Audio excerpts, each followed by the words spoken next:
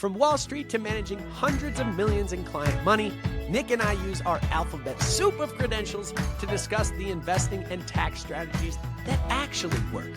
Oh, and we played Division I college football together, so strap in. This one hits hard. Let's go.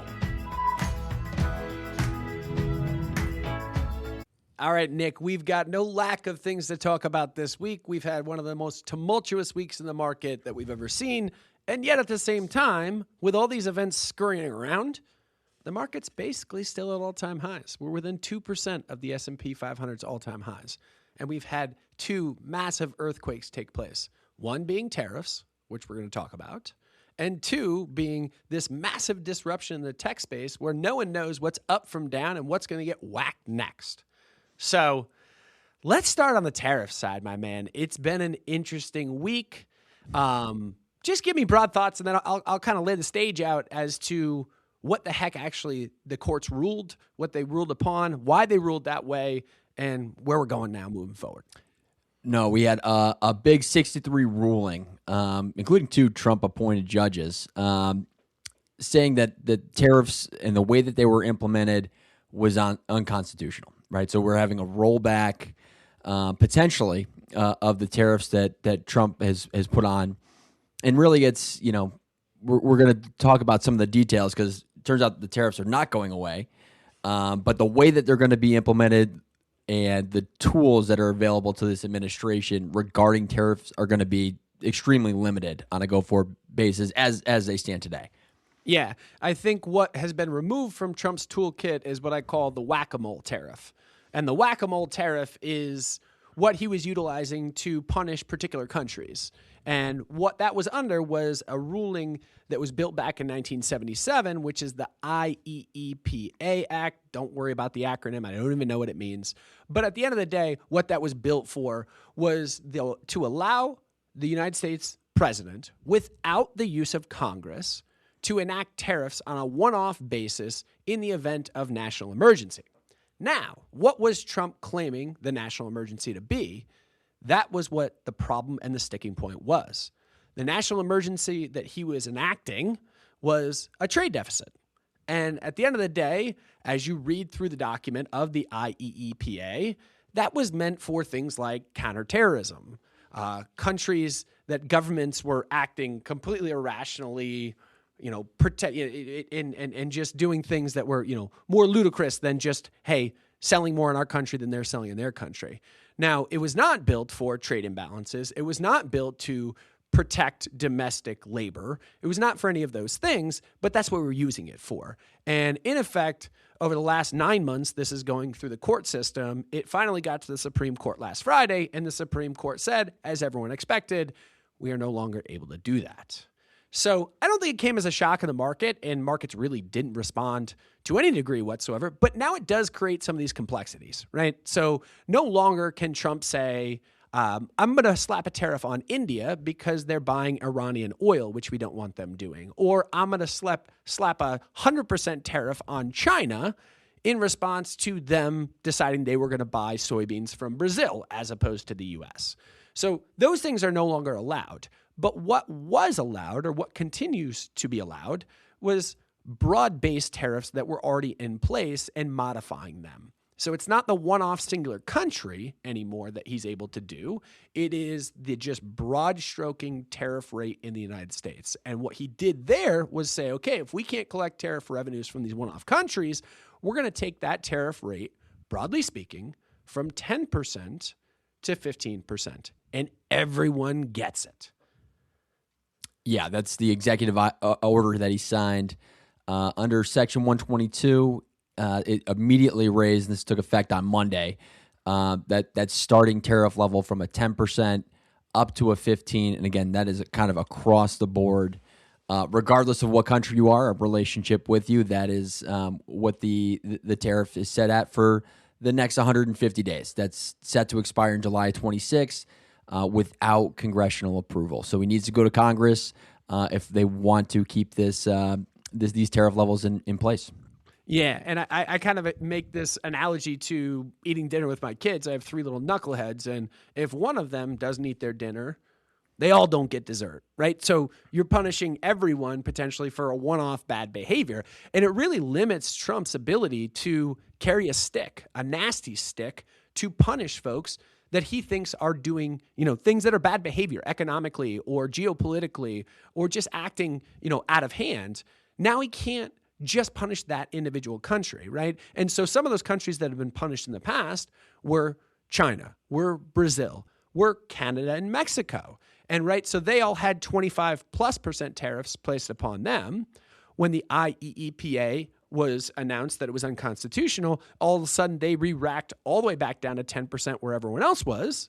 And then everyone got re-racked to 15%. So who is that detrimental to? A great trading partner of ours, the UK. The UK was at 10% flat. Now, because we're not collecting as much in tariff in other places, the UK gets re-racked higher. Australia, another example of getting re-racked higher. So there are beneficiaries from this, and there are countries that are detrimentally impacted by this. But it really does change the landscape, broadly speaking. And so I think one of the big detrimental impacts of this is to the Republican Party. We are officially in the midst of midterm election year. And so if Trump's hallmark agenda is, and his favorite word in the dictionary, to use his quote, is tariffs. And so if tariffs are the lead policy that he has in place, and the Supreme Court says, well, you're not allowed to use them, at least in the way that you did in the past, well, that can't be a good look for the Republican Party in a midterm election year. No, they're going to be banking that the base and the American working people see it as an effort and a step in the right direction in terms of at least standing up for American industry.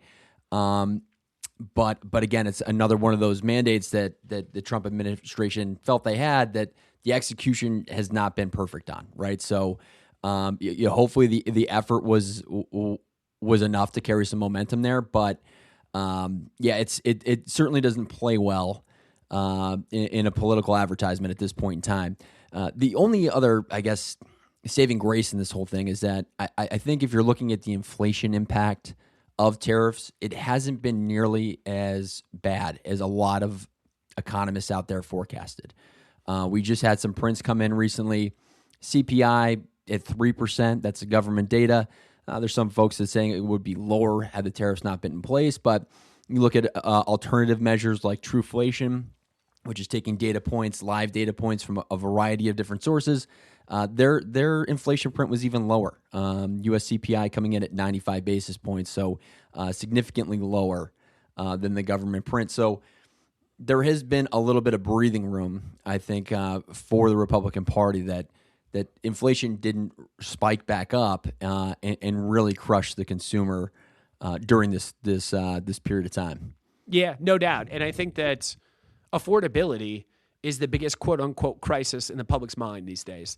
And to 100%. use your terms there, you're 100% right that inflation has not been as dramatically impacted as most folks would have perceived it to be. And I think the other positive on this side of the agenda is that, listen, there were some changes made. There was some bad behavior that was going on where we were getting ripped with tariffs by countries where we weren't counterbalancing with tariffs on our end. And so we slapped tariffs on them, right, wrong, or indifferent.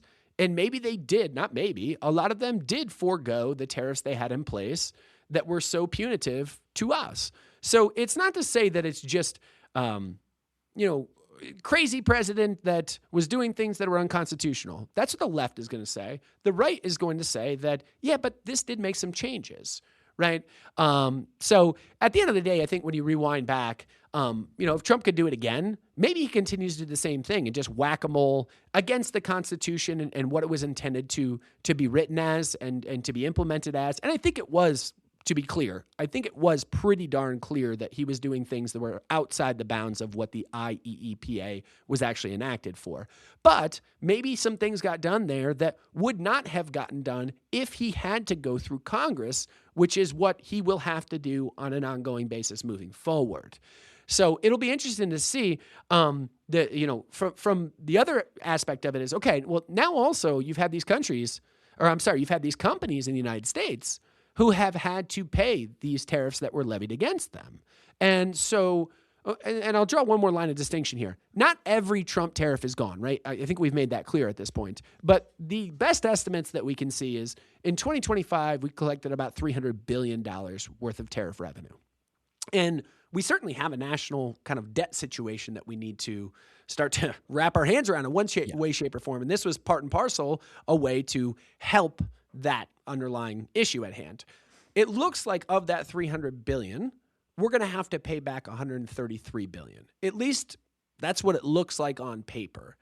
How we go about paying that back is going to be a Pandora's box of an issue. Right now, you just had FedEx come out and sue the U.S. government just yesterday to say, hey, give us our money back. We paid a lot of money in tariffs, and now those tariffs are unconstitutional.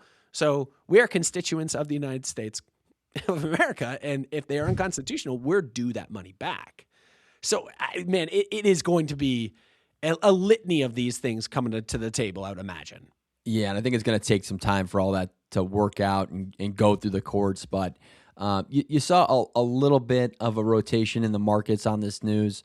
Saw some consumer staples and discretionary names bounce. So big box retailers, apparel, auto is a real big beneficiary if the tariffs do go away. But again, these immediately got slapped back in place, and some of that kind of unwound. So I don't think there's been any huge moves based on this news, just because there's so much uncertainty as to how this is all going to play out. Yeah, there's ambiguity there, but I would imagine that if long-term clarity is created, you're going to start to see, okay, well, if this person imports stuff from China, where there was a massively punitive tariff in order to, import Chinese goods, and now it's 15% as opposed to at some point in history it was 50 or 100% or whatever the hell it was. These things were impossible to keep track of because Trump literally, like I said, whack-a-moled them on. Oh, you said this? Bang, whack, no thought, right? And no thought's not fair. But yeah, it'll be interesting to see it all play out. Nick, from a portfolio positioning standpoint, any changes being made here? What the heck do you do? I don't think we have enough certainty to say, like, hey, we need to make a big shift in the portfolio, to retail, apparel, or any sectors that may benefit from inflation unwinding. I wouldn't go out on this kind of headline and make large changes to your allocation. This is something that the market is still working on pricing in, and we do not have a lot of clarity as to how it's going to play out over the long term. So, tariffs aren't dead. I think following the refund money, I think that could produce some type of short-term bounce in some names if they win those cases. But again, that's a long ways out. Stay diversified, stay disciplined, and stay to your allocation. And hey, Nick, you just bought a new vehicle. When do you get the refund for the increase in price? It's funny. Like at the end of the day, we as consumers did bear the brunt of that, right? And so maybe we could just look at this. We aren't getting our money back. Let's be 100% clear on that. Yeah. As this was just an additional tax dollar levied upon us to help our national deficit, or something to that regard. I can't imagine there's a time where they start shelling dollars back out to folks that bought cars or sneakers or T-shirts. No, I'm not going to hold my breath on that one, bud. Nick, so tariffs are one thing, and there hasn't been much market result to that. I think the bigger thing at play in the market right now is what in the hell is going on in the technology space. This has been absolutely bananas. It's funny, like I talked about before, the S&P is within 2% of its all-time high. But Nick, give him some stats on software, because software has been an absolute bloodbath. Yeah, due to some of the developments we've seen come out of AI, Anthropic specifically, we've seen over $2 trillion of market cap wiped from U.S. software stocks since the 28th. It's the largest non-recessionary drawdown in the last 30 years, according to JP Morgan. So there is absolute turmoil in that space. And which were some of the biggest winners over the last couple of years, right? Yeah, I mean, you look at a company, and software is the namesake of sticky, reoccurring revenue. What do investors like? Sticky, reoccurring revenue, right? And now, so what's taken place is you've had this ramp up in AI, And the tech space, broadly speaking, has been a beneficiary. It certainly has been Magnificent Seven oriented that have led the pack, but you've certainly seen tech, broadly speaking, benefit from this. And now you have this parting of the Red Sea.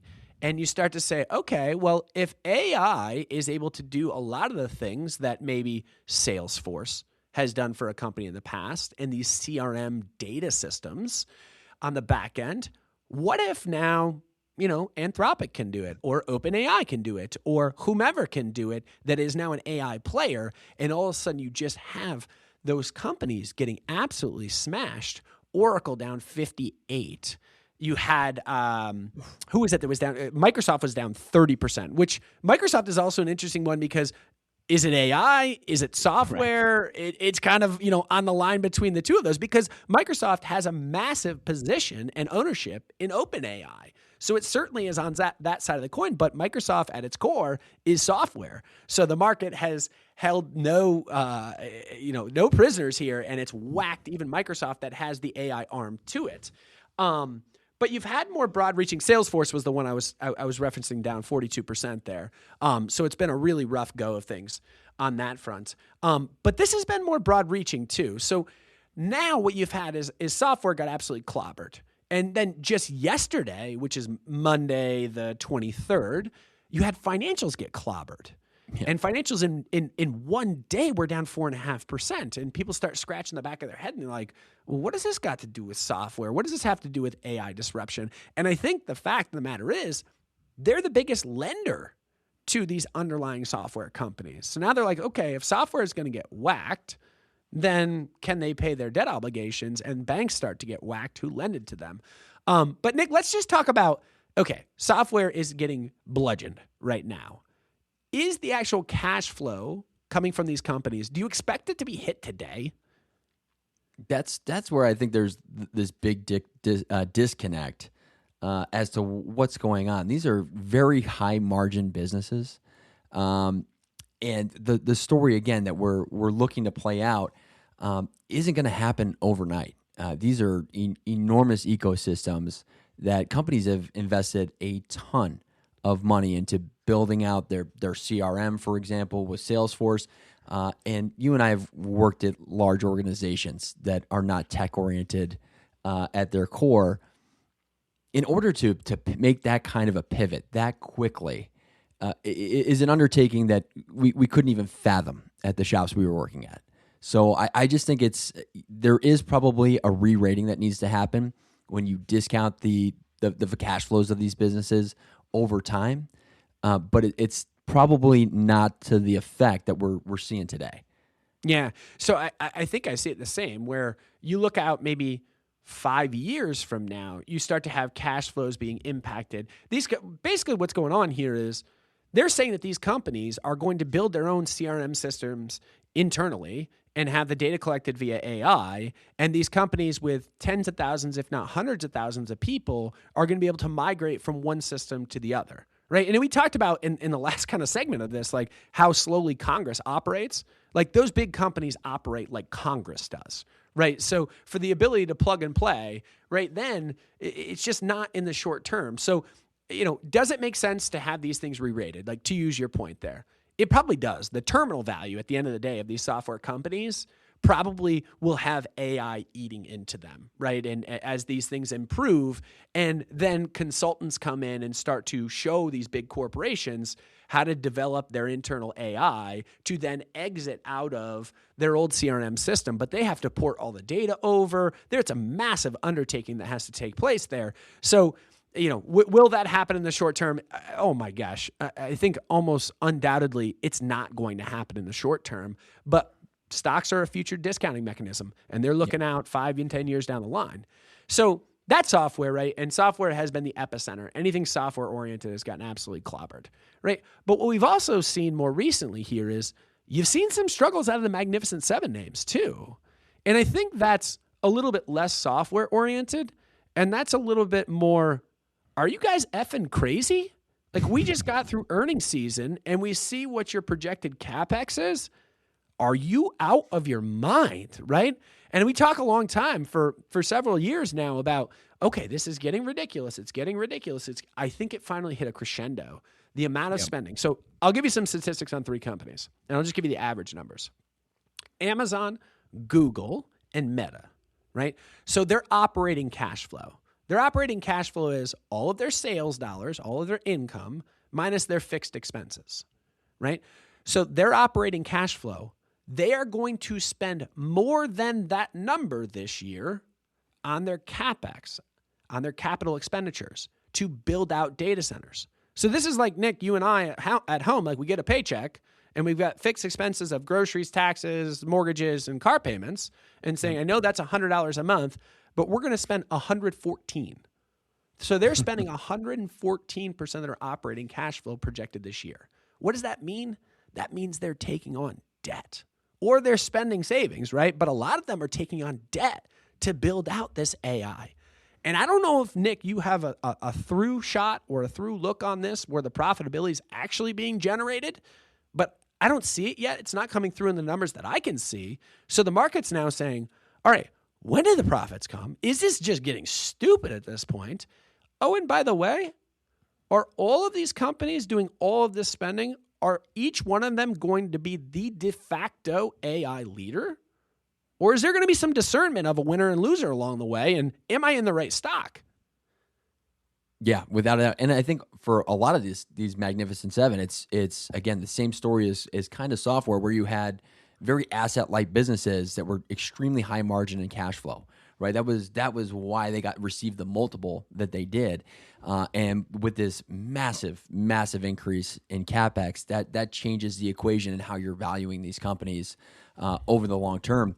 Now you're seeing this interesting paradox, I think, in the marketplace right now, in regard to AI and the disruption that it's bringing. Right, where you have software names getting absolutely pummeled. These companies are now worthless, essentially, is what the market is saying, getting rewritten down super aggressively. And at the same time, you've got the market saying, I don't think the amount of spending that we're doing on AI is very smart or sustainable, or will have a return on investment. So kind of Which way both is it? sides Which way is it? are getting absolutely punished right now. And it's a real head scratcher for the market trying to figure out which direction to head. Yeah. Let me reiterate what you're getting at there, because I think it's just a phenomenal point. So it's saying AI is going to take over the universe, yet it's punishing the companies that are spending too much on AI. But it's also saying that AI is going to smash software. So it's got to be one or the other, right, at the end of the day. Or it's just the market saying that everything is too expensive, right?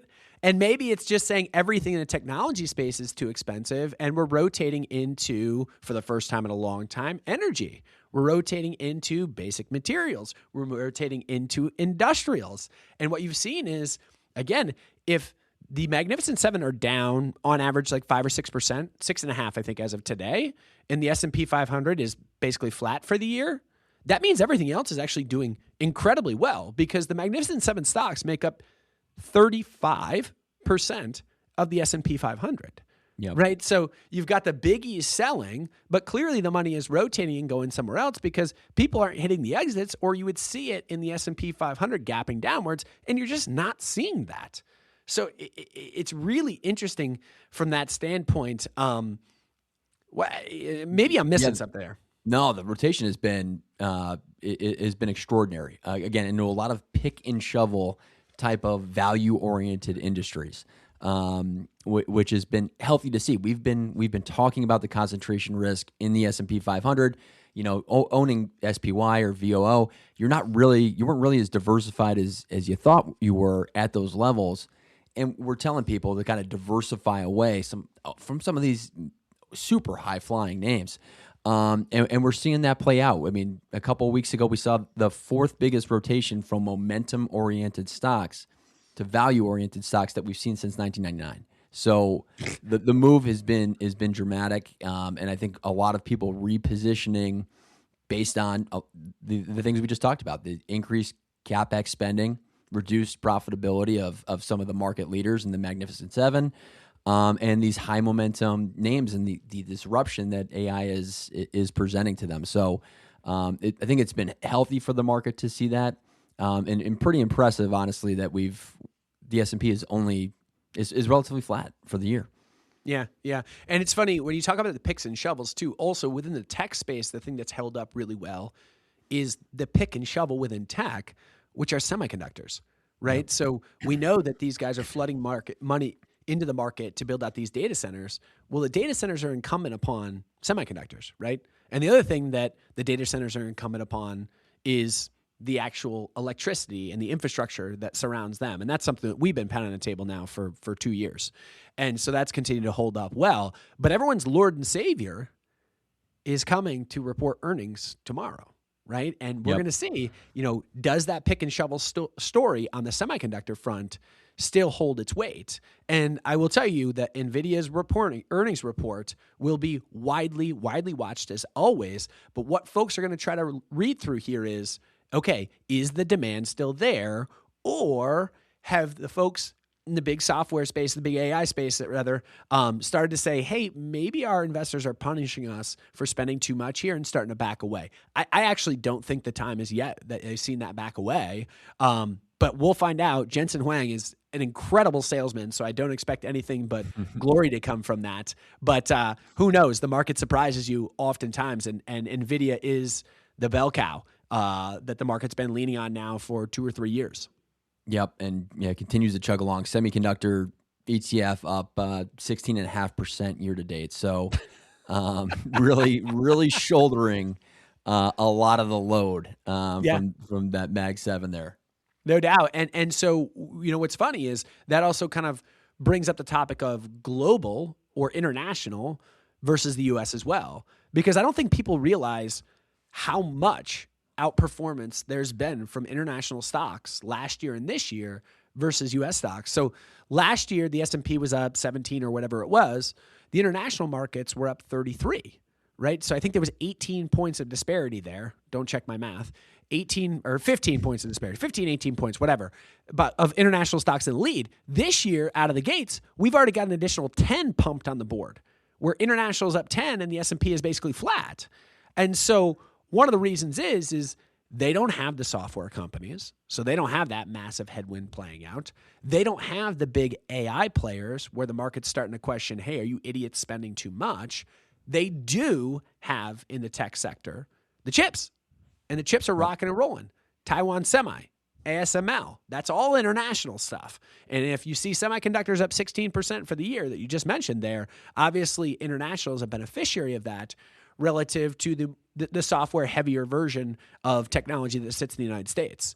But you're starting to see international start to bubble up more and more consistently. So if you got comments on that, fire away, but I'll also make another couple comments on why international is really firing on all cylinders as well. No, I've been waiting my whole career, essentially, having worked at value-oriented equity shops for international to outperform U.S. I went to every sales meeting and watched that presentation, but this is the year, baby. And last year was the first year it happened in a very, very long time. And if you're just looking from strictly a valuation perspective, the reason shops like the ones I worked at loved international equities is because from a valuation perspective, price to earnings, however you want to calculate that, the names there looked much more reasonably priced. But there was just, again, the U.S. market just kept ripping away. And finally, we've kind of gotten the benefits of diversification coming back and with international equities outperforming. Well, it's funny. I think one of the reasons that the U.S. market has chugged along so much faster is the U.S. government has flooded an ungodly amount of money of stimulus into the system.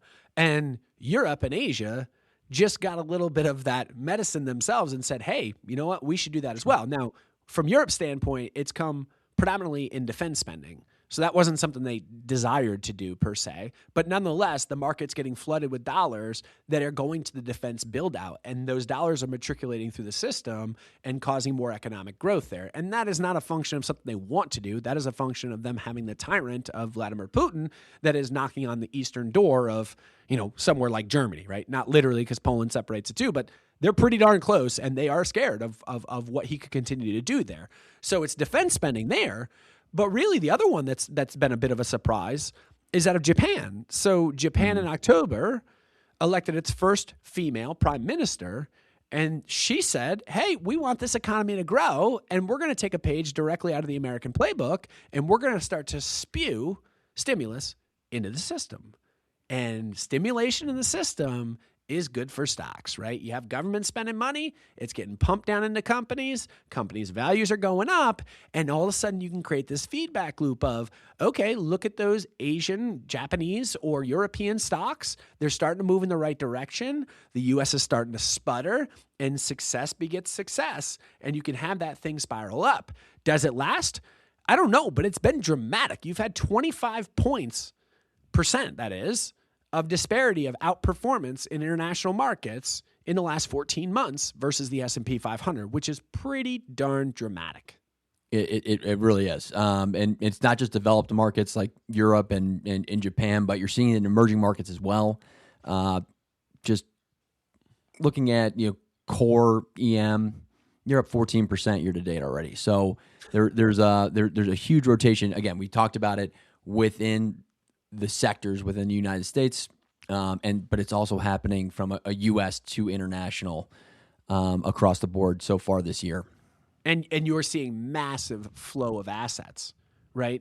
Investors don't wait around these days.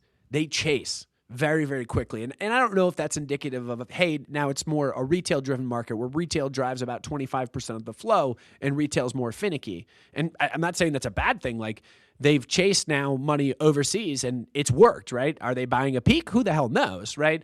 But also hedge funds swing things around too. So it's not just retail.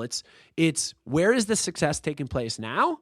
This is not a long-term buy and hold Warren Buffett, buy a cigarette butt that's got 2 more puffs left on it. That's not it. It's what's the shiny lure? Chase that baby and chase it and latch onto it very, very quickly and hope that you get out before it peaks out and tops out. And that's we're hoping that if we get a topping point, and I'm not saying there is here in the technology space, but we all know that so many folks are still vastly overweight those 7, 10, 15 technology stocks. If those things do continue to re-rate lower, like it's going to be painful for some folks that have had so much success. And sometimes that's more of a tax decision than is anything else. Hey, I don't want to sell this and I'm whacked with taxes. Well, don't let that tax tail wag the dog. 100%. It's better to pay a little bit of taxes on gains than have capital losses to offset. So yeah. Try to get things, broad stroke theme of try to get things to long-term capital gains, which means you've invested in it for more than a year, and the tax rate obviously meaningfully drops there.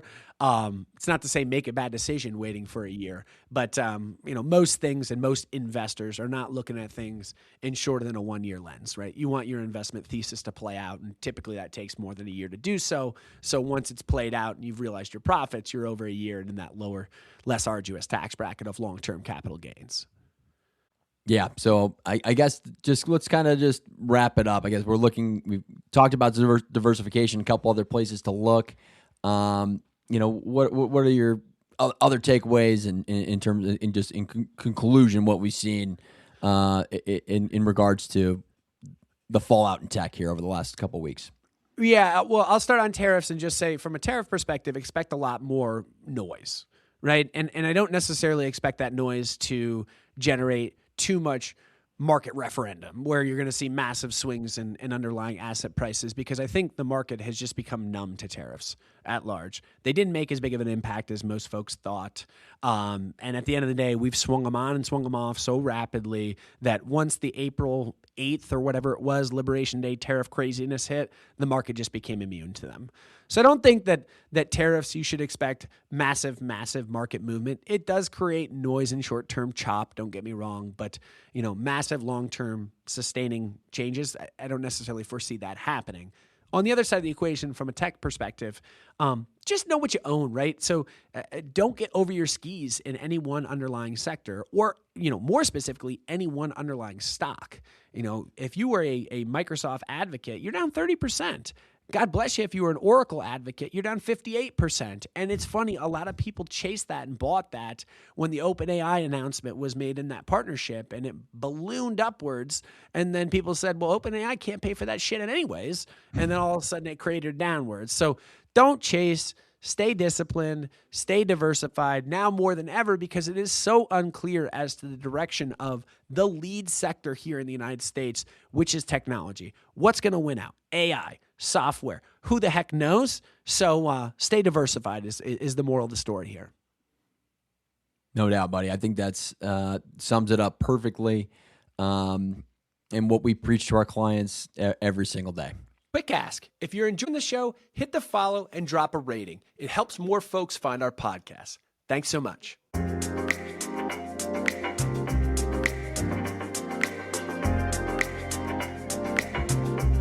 information discussed in this video is for educational purposes only and should not be considered investment, tax, or financial advice. Investing involves risk, including possible loss of principal. Always consult a qualified financial professional before making any investment decisions. Past performance is not indicative of future results.